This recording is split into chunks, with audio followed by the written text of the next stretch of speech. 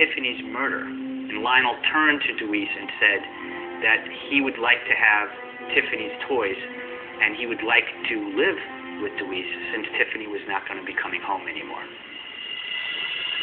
Fedowitz believed this may have been one of Lionel's reasons for killing Tiffany. However, under cross-examination, Eunick admitted that Tiffany and Lionel were friends. He cared very deeply for this little girl. They hadn't known each other a long time, but they had played many times together. And he felt that she was like a little sister. And I think she felt that he was like a big brother. The next day, the state presented one of its most anticipated pieces of evidence, the videotape in which Lionel reenacted the events surrounding Tiffany's death. The video had actually been made by the defense to show that Lionel had accidentally hurt Tiffany. But the prosecution would now use it to bolster its own case and to preempt the so-called wrestling defense. Jurors watched as Lionel described on the tape how he had play wrestled with Tiffany in a way he characterized as, quote, roughhousing. Where was Tiffany and where were you when you were?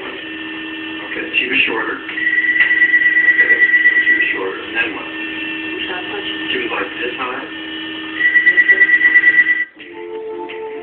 But according to the prosecution, the actions Lionel demonstrated in the video could in no way account for the severe trauma the girl had suffered.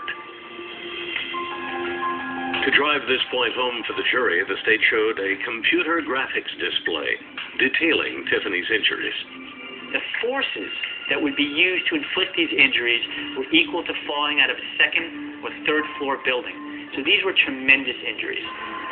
This was not an accident. This was a homicide. The prosecution went on to argue that in his initial statements to authorities, Lionel hadn't even mentioned many of the details he described in the video, including anything about professional wrestling. As proof, the state called to the stand Michael Brannon, a court-appointed psychologist, and by coincidence, a former pro wrestler himself, who interviewed Lionel 3 times following his arrest. There was no throwing her into a pole. There was no accidentally stepping on her. It was a very simple story about 2 kids playing, one kid falling and another kid tripping over her.